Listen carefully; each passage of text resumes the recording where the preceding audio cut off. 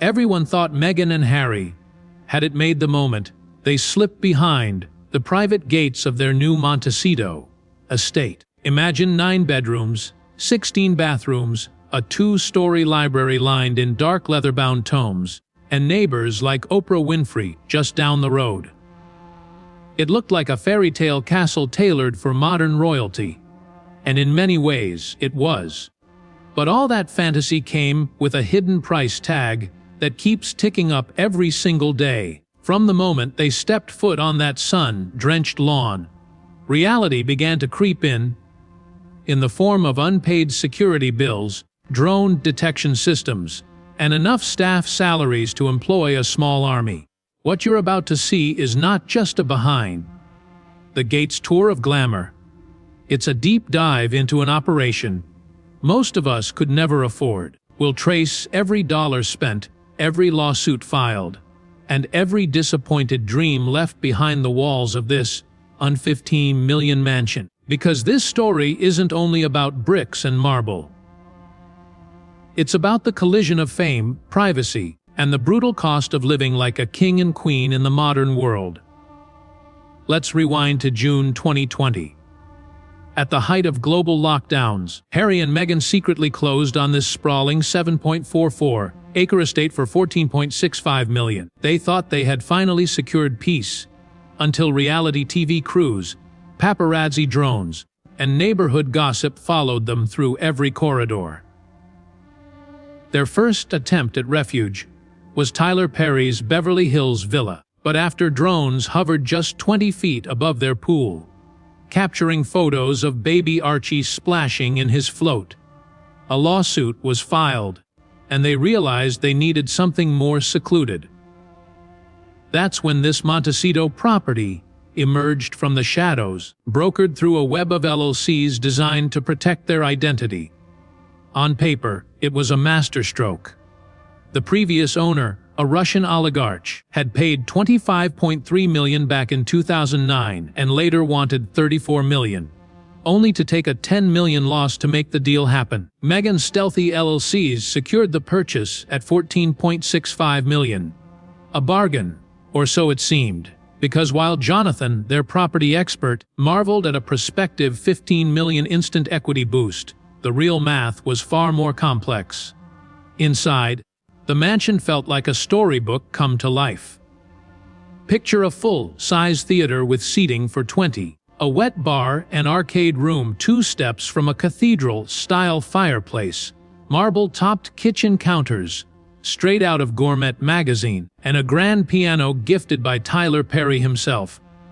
Outside, imagine an Olympic-sized pool with a cabana fit for 200 guests, professional-grade tennis courts under floodlights, koi ponds, olive groves, and hidden gardens where Meghan plants her rose and vegetable patches daily. On the surface, it was paradise.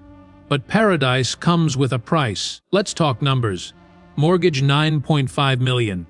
Annual maintenance between $60 and $80 million.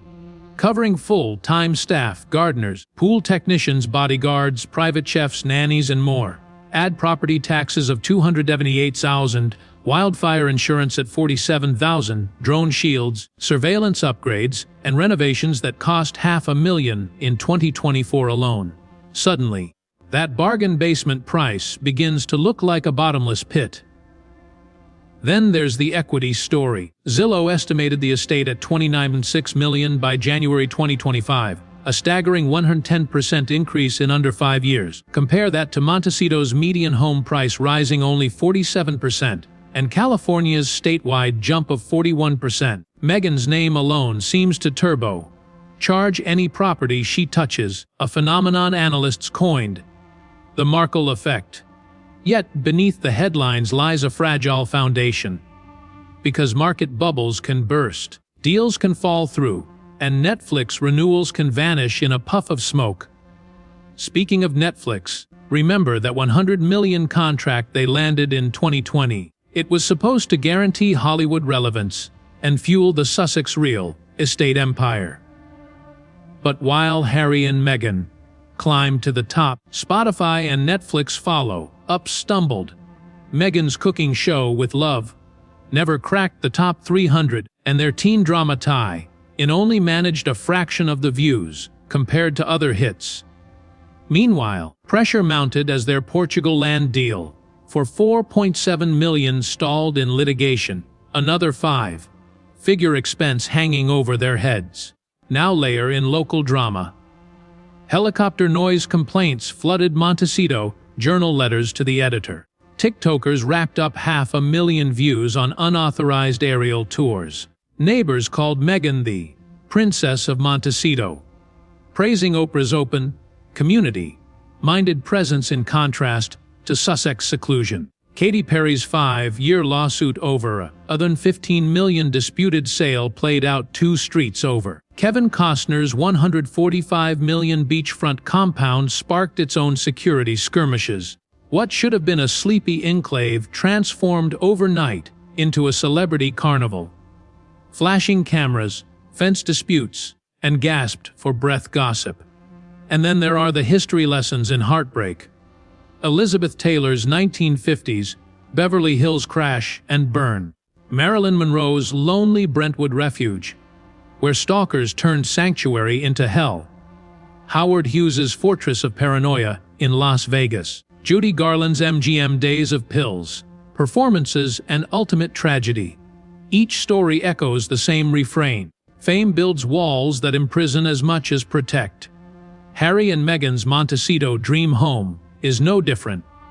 A cage of stone, rosewater candles, and hidden exits, where every guest wing addition and penthouse style renovation is both a triumph and a reminder of the ever-closing world outside. Today, the question looms large. Will this $15 million dream mansion ever fulfill its promise, or will it become the Sussex biggest financial albatross?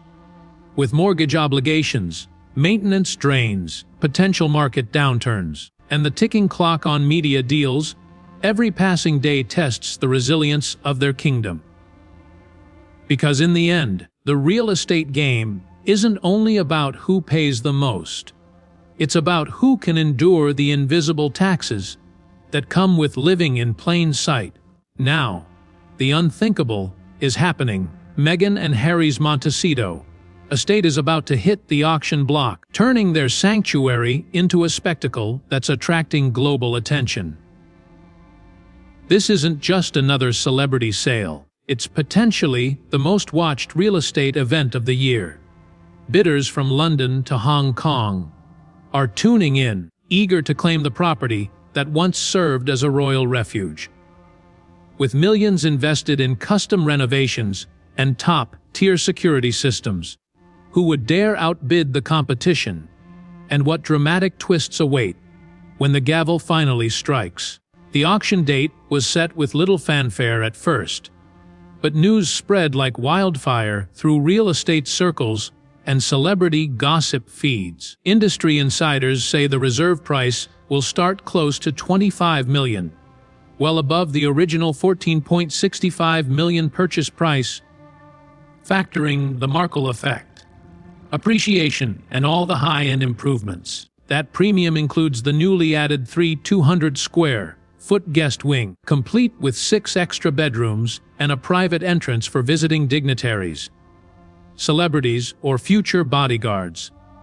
Imagine the intrigue. Secret passages, panic rooms, drone detection hardware worth $500,000.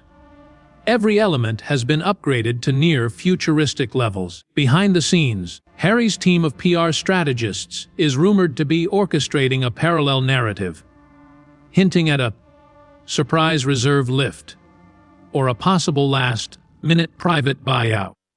Could a major entertainment network swoop in to keep the estate out of public hands? Or perhaps a tech billionaire might see this as the ultimate trophy property, a statement in an overheated market where exclusivity equals power. If that happens, the auction transforms into a showdown of epic proportions, watched live on specialized platforms with real-time bidding and commentary. Contrast this with the more traditional approach of Montecito's high-end agents, who usually broker deals behind closed doors in sealed bid processes. Suddenly, The Sussex mansion is playing by a different rulebook, one where FOMO reigns, and each incremental bid can be broadcast to millions. As the opening paddle raises, heart rates climb. Can you imagine sitting in that auction house, surrounded by luxury brokers, hedge fund managers, and paparazzi operators, waiting to see which name lights up the bidder board? Security concerns loom large, too. In an unprecedented move, the auction house has chartered helicopters to patrol the skies, scanning for unauthorized drones or prying lenses. On the ground, a fleet of armored vehicles will escort staff carrying deed packets and legal documents worth tens of millions. Potential buyers must submit biometric scans and undergo background checks as thorough as those for diplomatic visas. It's a reminder that this isn't simply about real estate. It's about safeguarding secrets, protecting privacy, and controlling narratives. At the same time, local Montecito residents are watching with mixed emotions. Some feel vindicated that the estate will finally change hands. Others fear the media circus will never end, with cameras crowding narrow roads and helicopters buzzing overhead. Letters to the editor in the Montecito Journal decry the transformation of our quiet town into a reality TV playground. They worry that a high-profile auction will keep property values unpredictable and drive a wedge between long-term homeowners and transient bidders looking only for bragging rights. Financial analysts are running models predicting after auction scenarios. If the final bid crosses $30 million, the seller's net after fees could still be around $27 million. That would represent an almost $112 million gain on paper. But after paying off the remaining mortgage, closing costs, agent commissions, legal fees, and cancellation penalties on the Portugal property, the true take-home figure might be just $5 or $6 million. Meanwhile, ongoing annual expenses, maintenance, staffing, insurance, utilities, would vanish for the Sussexes, releasing them from a $608 million drain each year. In other words, the auction could resolve their biggest financial pressure overnight. But the emotional stakes may exceed the monetary ones. For Harry, who paid homage to his late mother's memory by creating this fortress of solitude, the sale represents a symbolic break from royal expectations and personal trauma. Fans on social media are already dividing into two camps: those who believe the auction is a financial imperative, and those who see it as an abandonment of the sanctuary they cheered him for creating. Meghan's supporters lament the loss of her exquisite rose gardens and custom chicken coop, while critics revel in the idea of her numbering scheme being swept away with the furniture. Let's not forget the possible wild card, a last-minute private bid that could transform the auction into a media blackout. Sources whisper that Netflix itself, or an allied media conglomerate, could enter the fray, not to preserve privacy, but to secure exclusive filming rights for a docuseries on the fallout. Imagine cameras following the new owners as they navigate the estate's elaborate security protocols, learning about Harry's panic room designs and Meghan's personally curated aromatherapy rooms. That could crank the drama to new heights and redefine the meaning of reality TV. As the countdown to auction day continues, every new report fuels more speculation. Will a tech titan armed with cryptocurrency snag the winning paddle? Could an international investor see the property as a diversification asset in an overheated U.S. market? Or might the final bid come from a private equity consortium seeking to flip the mansion into an ultra-luxury boutique hotel or exclusive country club? The possibilities are endless, and the stakes are sky-high. In the next section, we'll look inside the auction process itself, examining bid increments, floor strategists, and how the unseen players orchestrate multi-million-dollar deals in a matter of minutes. live before an audience that spans time zones. We'll expose the hidden forces behind the scenes, the shuffle of papers, the signal from the auctioneer, and the moment when property history and celebrity legacy can pivot on a single hammer strike. Stay tuned. Now the room hushes as the auctioneer steps up, gavel raised. Before him sits an electric mix of power players, hedge fund managers in bespoke suits, tech entrepreneurs juggling smartphones and bidding paddles, Middle Eastern investors cloaked in minimalist anonymity, and a few celebrity-love groupies, hoping to snag a piece of royal lore. Behind glass booths, international bidders flood the system with proxy bids, algorithms poised to pounce the moment the auctioneer utters the starting price. It's a stage set for drama, where every raised paddle sends a shockwave through the crowd, and onlookers around the world gasp in real time. The auction house has mastered the art of suspense. A sleek video loop flickers on screens overhead, highlighting the mansion's opulent interiors. Sunlit library staircases, marble-clad bathrooms, that two-story high theater promising cinephile escapism. Then it cuts to the exterior. Olive trees swaying, a tennis court glowing under floodlights, koi pond reflections dancing with rose petals. All imagery pauses on the grand piano, a silent tribute to Meghan's personal taste. The message is clear: this isn't just property. It's a legend you can buy. The auctioneer's voice cuts through the lights and projections. We'll begin the bidding at $25 million in 100,000 increments. A paddle flares by the back wall. Two more pop up near the front. Already, the first million in Markle premium evaporates into thin air. The crowd murmurs. Each bid feels both like a small victory and a psychological trap, luring others into a commitment they'll later question. Will they regret it? Or will they brag about outbidding the world's most famous couple? Meanwhile, the online platform registers a flurry of automated bids. Soft whispers among floor strategists speculate whether these are genuine contenders or simply ghost bids placed to amplify perceived demand. In the auction industry, fake paddles can be a potent tool coaxing celebrities, wealthy patrons, and even philanthropic foundations into paying more for prestige than for real estate fundamentals. When FOMO mounts, rational calculators malfunction. So bidders pay attention to the room's energy, as much as to the property's ROI projections. After bids climb to $27 million, the first major rival emerges. A foreign consortium, eyes shielded behind dark glasses, raises their paddle. Cameras zoom in. Their bid jumps the price to $27.8 million. Gasps ripple through the room. The auctioneer nods, voice crisp. $28 million, please. That word, please, feels almost ironic, inviting upward escalation with polite force. Instantly, the foreign bidders move to $28.5 million. It's a high-stakes game of chicken who blinks first, who chokes on the adrenaline, who will break beneath the fluorescent chandeliers of this gilded theater.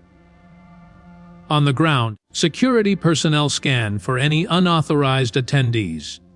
Private detectives monitor whispered conversations in corners. Brokers text their clients with live updates.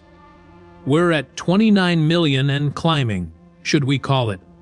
Across town, Harry's personal property managers watch anxiously on encrypted feeds, wondering if the estate they helped safeguard will find a worthy new custodian, or end up in the hands of cold investors whose only motive is profit. Then comes the key moment. The auctioneer summons a once every session move, the double-notch signal. With two rapid gavel taps, he divides the paddles into final challenge rounds. Only paces of 100s allows now separate ownership from defeat. The price leaps to $30 million, then to $38.6 million. Breathing synchronizes between bidders and spectators. In seconds that feel like minutes, someone, perhaps it's a blue, suited billionaire or a stealthy art patron, locks in at $31.2 million. The gavel falls. Silence. Cameras flash. A new chapter begins. But wait, no. A dramatic twist unfolds. The crowd parts as a quiet voice from the online booth announces a secret proxy bid at $31.8 million. Gaps rebound off marble columns. The auctioneer's eyes sparkle. We have a private bid at $31.8. Final call. Suddenly, everyone raises their paddle one last time, only to hesitate as the silent proxy victory rolls in. With that, the screen blazes. Sell D for $30.8 million. Instant headlines proliferate. Sussex mansion breaks records. Markle magic sells again. Who really owns Montecito's crown jewel? But the real story lies in the aftermath. The hidden winner steps forward, identity cloaked behind an LLC. No cameras. No public statements. A handful of attorney-led staff unload sealed documents, pack deed books, and escort the victorious bidder off, sight via an armored SUV. In less than 20 minutes, the property has exchanged hands. Wealth has shifted, and an era of Sussex retrospectives shutters close. Back in Montecito, neighbors gather at local cafes, speculating about the new owner's plans. Will they tear down walls to build an AI research lab? Convert the tennis court into a members-only club? Or simply lock up the mansion, preserving it as an Instagram backdrop? Real estate agents already crunch numbers. Broker fees alone tally over $1 million. Local taxes swell coffers, and the town's economy braces for impact. Hotels, restaurants, private schools all vying for the next big celebrity magnet. For Harry and Meghan, the auction's conclusion is bittersweet. Financial burdens dissolve overnight, but so does the sanctuary they once called home. Their chapter in Montecito writes its final lines, a testament to how fame can both elevate and untrap. Against the backdrop of soaring bids and dramatic reveals, the Sussex story finds a new coda, bought by the world, and sold back to anonymity. As the sun sets behind the Santa Ynez Mountains, the mansion's gates click shut for the last time under Sussex stewardship. Inside, a few remaining items. Family photos, personal mementos, rose-scented candles, sit in cardboard boxes. Security alarms go dark. The hush of departure replaces the hum of life. In the echoing halls, memories of laughter and tears dissipate like chime notes in an empty cathedral. In the days following the sale, Montecito's air hummed with a new energy, equal parts relief, curiosity, and opportunity. Local shopkeepers noticed a subtle uptick in luxury, goods sales, scented candles, silk scarves, artisanal olive oil. Even the florist recounts volume spikes for cream roses and white proteas, presumably destined for fresh bouquets, at the newly titled mansion. Real estate agents haunt every corner cafe, whispering about the next Sussex teardown or who'll win the neighbors' bid war. Meanwhile, the newly minted owner moves quietly behind tinted windows, consulting architects and security consultants by day, and slipping away to private screenings by night. The hush around their identity only fuels speculation, but every rumor brings Montecito back into the global spotlight. Exactly the outcome that underwriters and auction promoters quietly anticipated. Not everything exchanged hands in that 10-minute auction ritual. Many of the original fixtures, a hand-carved fireplace mantel, century-old Italian tiles, a vintage leather reading chair, were reserved for a companion, estate sale held off-site. Midwestern collectors and eBay dealers vied over Tiffany lamps and cast iron bath hardware, bidding in the low thousands rather than the millions the property commands. Yet even these so-called secondary auctions became viral moments, streamed live and analyzed by lifestyle influencers who dissected each item's provenance. Did Meghan once browse beside that Japanese screen? Did Harry practice speeches by that grand piano? when the house was still brimming with Sussex laughter. The narrative twist creates a cascade of micro-auctions, each one feeding the broader story of a home that has outgrown any single family's claim. Inside the newly reconfigured foyer, workers in crisp uniforms begin the painstaking process of rebranding the property. A new crest may adorn the gate, an enigmatic symbol rather than a family coat of arms. The koi pond, once meticulously maintained by Sussex hand-picked gardeners, now hosts a different custodian from a private aquatics firm. Lawn technicians arrive at dawn, greeting olives and rose bushes alike with precision pruning.